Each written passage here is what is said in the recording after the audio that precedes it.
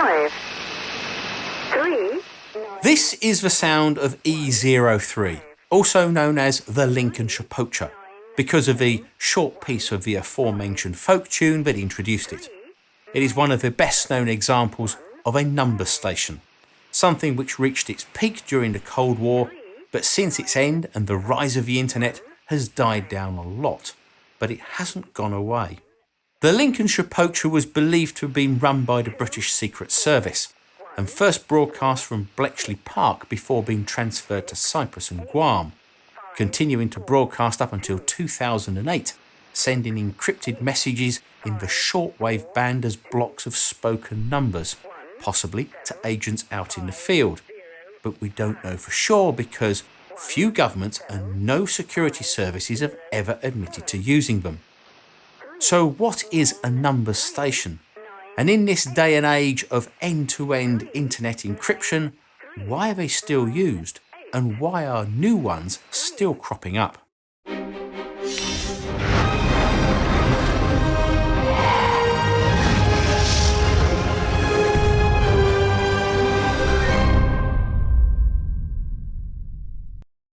This video is sponsored by Brilliant. If you've ever listened to a shortwave radio, you may have come across some weird broadcasts with no normal talking, just maybe a short tune, then other repeated sounds, and then repeated sets of numbers being spoken with synthesized voices, then music and sounds to end it before starting all over again. Other variations on this theme are stations that send the data as Morse code or just musical tones. These are the number stations, and they've been around since the Second World War, but their activity rose dramatically during the Cold War. The languages spoken included English, German, Spanish, Russian, Slavic, Chinese and Korean, and they're located all around the world. Initially, they were a mystery. They used powerful shortwave transmitters, and yet no one claimed to own them. And unlike illegal pirate radio stations, they weren't shut down. They just went on and on, some for over 30 years. This makes it impossible to rule out government involvement. By using the shortwave band, the range they can cover is from hundreds to thousands of kilometres, as the signal bounces off the ionosphere and the ground to propagate its way around the Earth. The range increases dramatically at night as the sun's effect on the ionosphere is removed, as many radio listeners can attest to. Over time, these strange broadcasts attracted the attention of radio enthusiasts, who started logging their broadcast frequencies, their schedules, types of transmissions, languages, sounds and music used.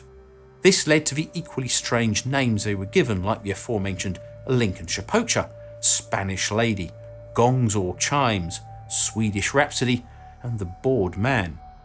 Although few governments have admitted to using them with the exception of Poland, Sweden and the former Czechoslovakia, it's pretty much an open secret that they were used to communicate with spies out in the field. A UK government official said to the Daily Telegraph that people shouldn't be mystified by them. They're not, shall we say, for public consumption, which is about as close as we've gotten to an explanation. In the US, as recently as 2009, a foreign agent working for Cuba for 30 years was convicted and sentenced to life for espionage after receiving and decoding messages from a number station. The thing about these stations is that they are far from hidden. Anyone with a shortwave radio can tune into them and listen to the messages, but only the person for whom the message was intended for can decrypt what they contain. The system these spoken number stations use is called a one-way voice link, so the agent or spy only receives orders but never transmits back to the same station. These spoken messages could only be decrypted with an OTP or a one-time pad, so called because the encryption key or the password used to decrypt the message was written on a paper pad and only used once and then destroyed.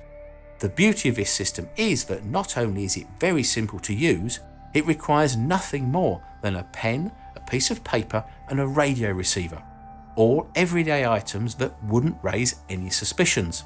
The only thing that could is the one-time pad itself, but these could be made very small and easily passed from person to person in the palm of your hand. Some suspected agents have been found with OTPs hidden in things like a bar of soap or written on the back of a postage stamp. Because of the way the message is encrypted and the use of the one-time pad, if correctly used, it is considered perfectly secure against any form of cryptanalysis. No matter how powerful the computer used or how much time is taken, even a quantum computer would not be able to successfully reveal the intended message. Because the encryption key is as long as the message itself, and if it was truly randomly generated, such as based on quantum events like electrical noise instead of computerized random number generators, any attempt to brute force decode the message will just produce every possible plain text combination of the encoded message. Even though the real message would be revealed by a brute force attack, it would be just one of billions of others, all with the equal probability of being the true message. To be correctly used, it's assumed that the random number key used on the OTP is truly random. The pad must be securely transferred to the agent it is intended for and never shared, and once the message has been decoded, the key that was used must be destroyed and never used again. The KGB used flash paper for some of its OTPs, which burned extremely quickly and left no ashes, whilst others used rice paper or even chewing gum that could be eaten or chewed to destroy the evidence. So whilst this might be perfectly secure under ideal conditions, with today's tech being far more easy to use and still being highly secure, why are number stations still used? Well, nobody knows because no one will admit to using them. Maybe they are used to send dummy messages just to keep those listening on their toes and in a constant guessing game, or maybe it's to make those who are listening in think that they senders have a large network of spies and agents, even if they have none at all. Sometimes the number stations are jammed by foreign powers. The North Korean Foreign Language Service, the Voice of Korea, began broadcasting on the EO3 Lincolnshire Poacher's old frequency in 2006, though EO3 had moved to two other frequencies and was broadcasting from Cyprus and Guam by then, but this seems to be a common occurrence in the world of number stations.